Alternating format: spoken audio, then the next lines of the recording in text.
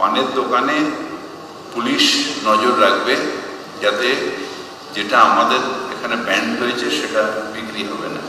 কিন্তু পানের দোকানের ট্রেড লাইসেন্সটা ব্যান্ড করলে, বন্ধ যদি আমরা করে দিই, তাহলে পানের দোকান, আমাদের পান খাইতে তো কোনো বাধা নেই, পান চুন খয়ের, এটা যদি শুধু সত্যি সত্যি এমন করে থাকে যে যেখানে শুধু পান বিক্রি হয়, যদি আপনার সন্ধানে থাকে আপনি নিশ্চয়ই দেবেন, তার ট্রেড লাইসেন্সটা নিশ্চয়ই বন্ধ করুন। কিন্তু অন্য আইটেমের সাথে পান মশলা গুটকা যদি থাকে তাহলে সেটা আমাদের একটা হচ্ছে যে পুলিশ, আরেকটা হচ্ছে যে আমাদের এনফোর্সমেন্ট ডিপার্টমেন্ট, তাদেরও এটা নজরে রাখলে আমার মনে হয় এটা বন্ধ হবে।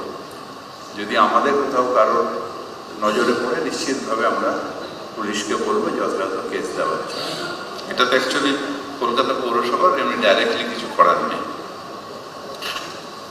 পানের দোকানে পুলিশ নজর রাখবে যাতে যেটা আমাদের এখানে ব্যান্ড হয়েছে সেটা বিক্রি হবে না।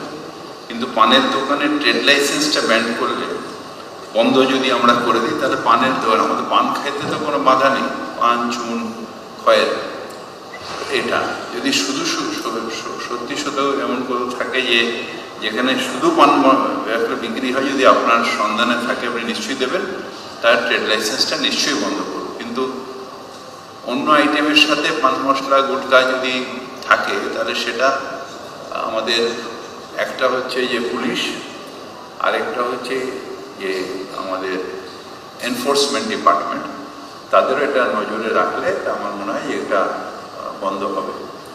যদি আমাদের কোথাও কারোর নজরে পড়ে নিশ্চিতভাবে আমরা পুলিশকে বলবো যথাযথ কেস দেওয়ার জন্য। এটা তো অ্যাকচুয়ালি কলকাতা পৌরসভার এমনি ডাইরেক্টলি কিছু করার নেই।